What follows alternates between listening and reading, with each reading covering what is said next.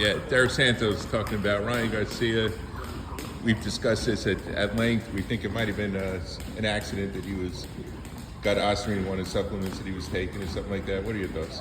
So it's very possible. Like we spoke earlier, there's websites now that show a lot of ingredients that aren't supposed to be ingredients in products. We have in past history, like Yoel Romero, who won a mega $1 million settlement when he said, I wasn't taking this, and it was found in his supplement. That said, therein lies the problem, right? I'm not saying the guy did or didn't cheat either way, but therein lies the problem, because if you tell me, okay, then what did you take?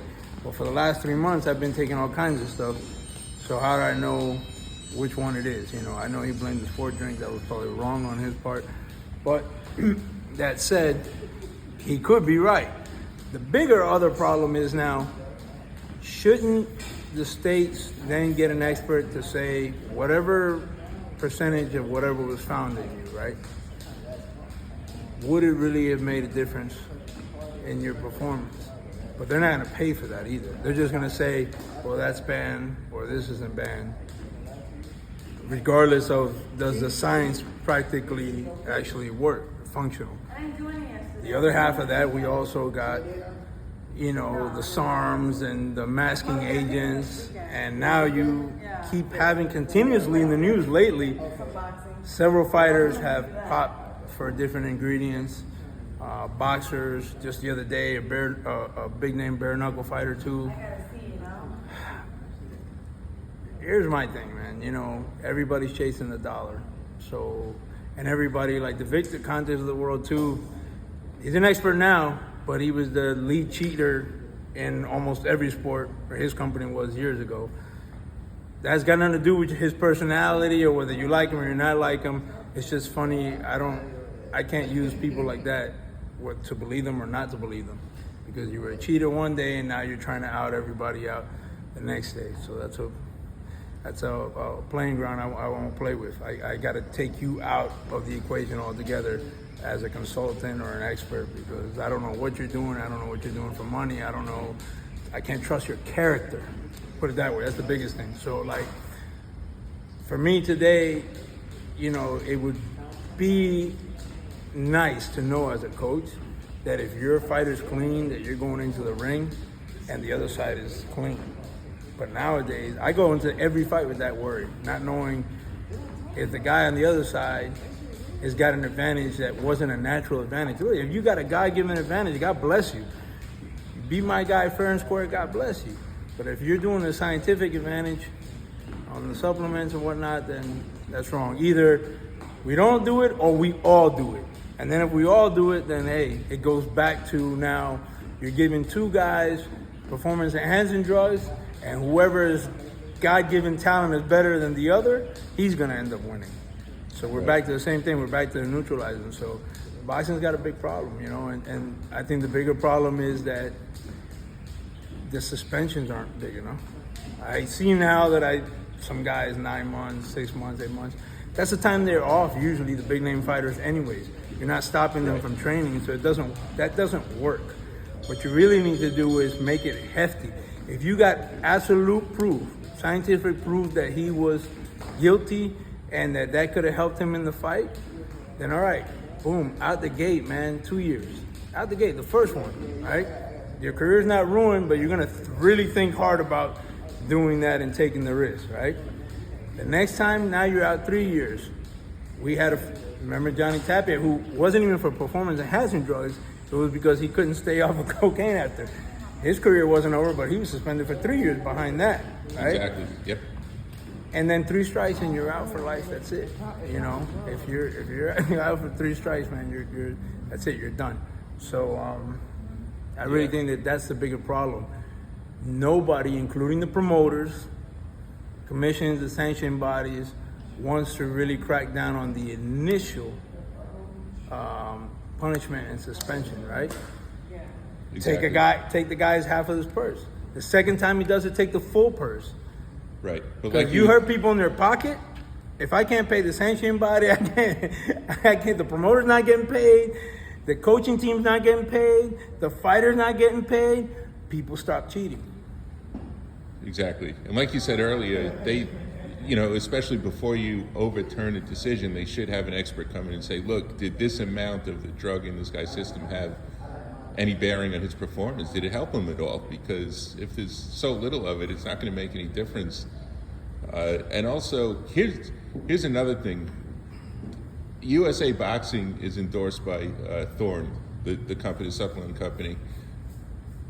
They should do that. They should work with one supplement, and this supplement company can make anything you want, recovery drinks, anything an athlete would normally take, and it would just be their labs, their facilities, and they would just work with it. Instead of going to, if you go into GNC, take something off the shelf, you really never know what's in it.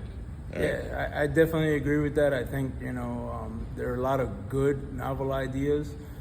Again, money gets in the way, a lot of fame gets in the way, and people are just, not willing to do the right thing behind that. Definitely, though, I'm sure there's some fighters who have been contaminated wrongly. Because there's a lot of companies we've known who've claimed to do things just for average civilian people, and their product gets taken off the shelf. Do we not remember the ephedra situations and all that stuff where people were getting sick and dying and falling out? Different products, there's been other products that mysteriously disappear off the shelf. It's because they had things that you didn't know you were taking in it. Right. So you can't unequivocally say 100% the fighter diabolically planned this out. There is a possibility that he was tainted. Exactly, and some of the companies share manufacturing facilities with other companies. So there could have been another company that does make some form of something with ostarine in it that another company used their that's how it gets tainted. That's on all your. That's a great point. That's on all your food products. Will tell you, hey, this is supposed to be, free of this, or they'll tell you something like, hey, your food was processed on the same machine that processed something with nuts, wheat, dairy, whatever.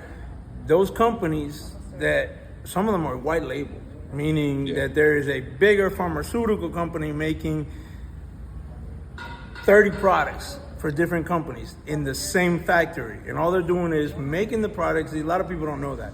So they don't want to delve deeper into that because fandom becomes stupid. Right. Listen to what I say. It's fandom, D-U-M-B, not fandom, D-O-M. Right? Exactly. And this is what happens a lot of times, where people just automatically, they'll just push something and say, oh, I don't like that guy, so for sure he did it. Or I don't like this guy, for sure he did it. Right. Remember years ago when Freddie Roach used to say that his strength and conditioning guy wouldn't tell him what he was giving Manny Pacquiao. As a coach, I have a problem with that. If you're a strength and conditioning guy and you're not telling me what you're giving him in drinks and smoothies or whatever, get out of here. Yeah. I don't care if my fighter likes you or not. You're fired or I'm fired. One of us two is not going to stay. Exactly. So something's going to happen with that. Beyond that, fighters, and sometimes the coach gets snowballed, right? I can't control a fighter 24/7. I don't know what he's doing outside of my gym. So all of a sudden, the fighter will test positive, and then the coach is, oh, he had to have known. What do you mean he had to have known? Once you leave me the 2 hours of training, I have no idea if you're out there, bagging groceries, if you're out there talking to girls, you're out there selling kilos on the street. I don't have any idea of that, right? So that can't, I can't get snowballed as the coach behind that either. So it's a real problem that has a lot of diverse layers to it. Yeah. Well, I think when Ryan first showed that bottle of ashwagandha that he was taking, he said, yeah, it might be in here. I looked up that company. That company's in North Carolina, and they share manufacturing facilities with like 80 other companies, different labels. It's crazy. So therein lies, like I said, it's a bigger problem. At the end of the day, the state will say, well, it's just on our list, and they're going to go with that because the rule is the rule as it is today. Yep. That is the problem. What we are doing today and what we did yesterday does not work. Exactly. Well, things got to change, and we'll keep you updated. Thanks for the talk, Coach Derek Santos.